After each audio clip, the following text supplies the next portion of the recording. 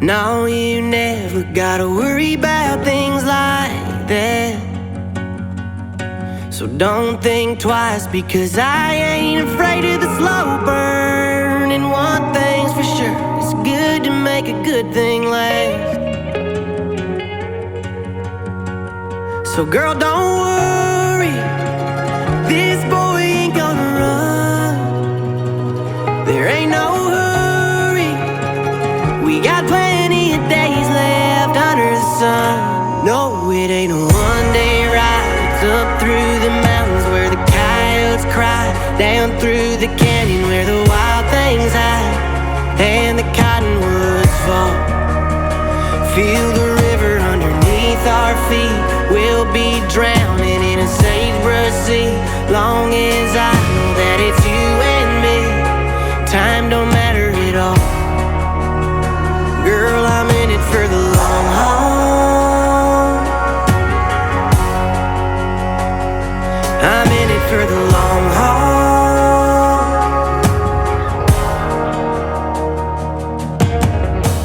Take a hold of my hand. I'm gonna love you slow like the hourglass sand. God knows I spent a lifetime lonely wandering, but I'm all in for good. I wanna be your man. So girl, don't worry, this boy ain't gonna run. There ain't no hurry, we got plenty of days left under the sun. No, it ain't a one-day ride. It's up through the mountains where the coyotes cry, down through the canyon where the wild things hide, and the cottonwoods fall. Feel the river underneath our feet. We'll be drowning in a sagebrush sea, long as I know that it's you and me. Time don't matter at all. Girl, I'm in it for the long haul. I'm in it for the long haul.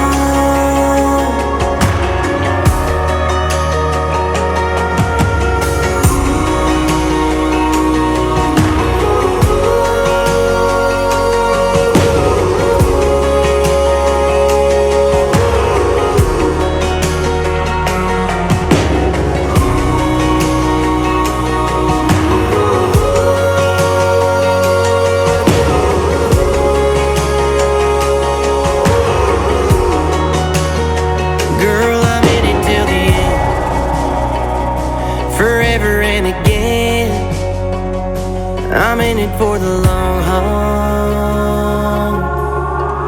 I don't ever look back. No, you never gotta worry about things like that.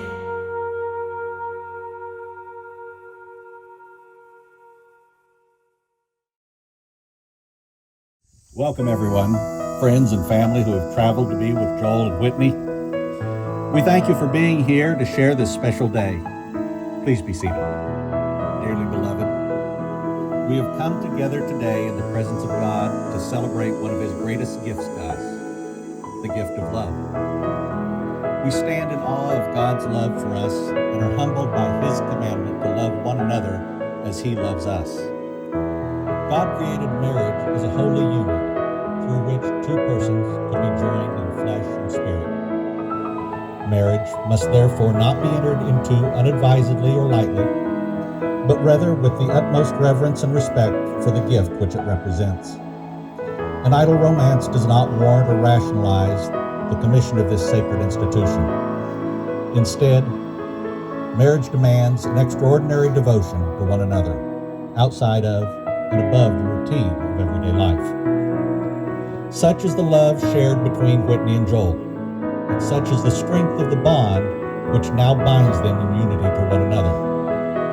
This is the love which has called Whitney and Joel to come forward today before you, their friends and family, to be joined together in the holy bond of marriage.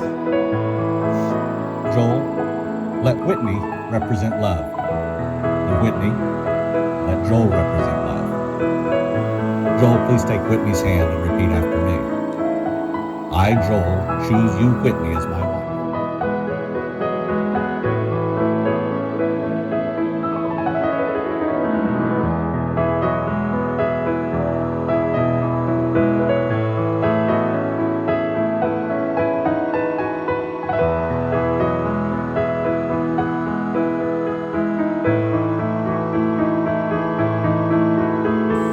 Therefore, by the power of your love and commitment to one another and the power vested in me, I now pronounce you husband and wife. You may kiss your bride.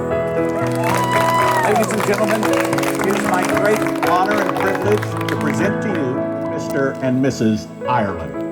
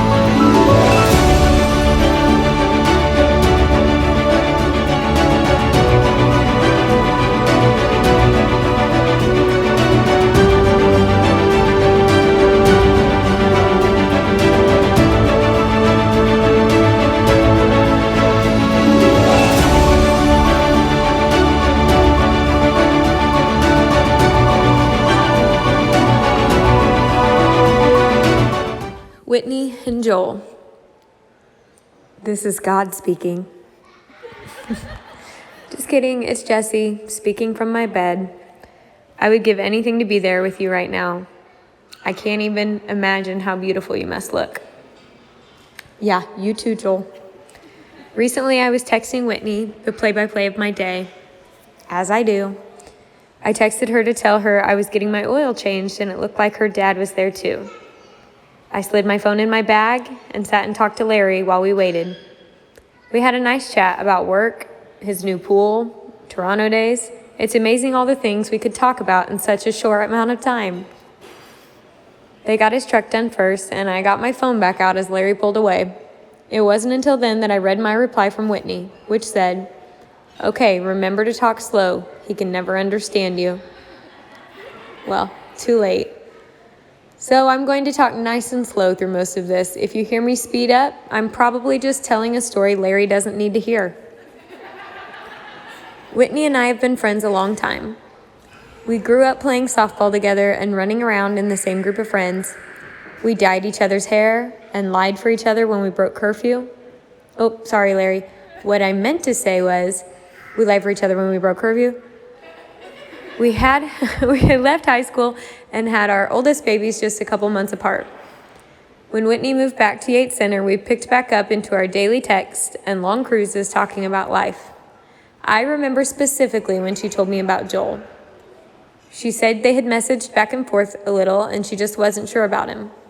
She told me, "Jesse, I think he's just too nice. No one is that nice." I gently reminded Whitney that nice is a good thing. Nice is what you want your kids around. Nice is what you want to live with. Nice is husband material. I remember her saying, "But what if he's really not?" Okay, Whit, but what if he really is? I believe enough time has passed now that we can say for sure he really is this nice. This wedding sure has tested you two. I think everything that could have gone wrong did, from supplies not shipping, a wedding dress stuck in customs for months, fighting mud and rain, Labor Day weekend when we were worried about it being too hot, and a bridesmaid now in quarantine. The way you have handled it all with such grace and understanding says so much. I know that's exactly how you'll take on all the obstacles life will throw at you as a married couple. Joel, I want you to look at Whitney. Now that she's your wife, that was fun to say. Okay, now that she's your wife, you need to know that statistically, she is the one person in the world most likely to murder you. Now I want you to look around the room and Whitney's friends. Yep, the crazy ones. Those are her friends. Yep. You also need to know that your wife is the one person in the world most likely to have the kinds of friends that would know how to hide a body. I'm just saying, she knows how to choose them.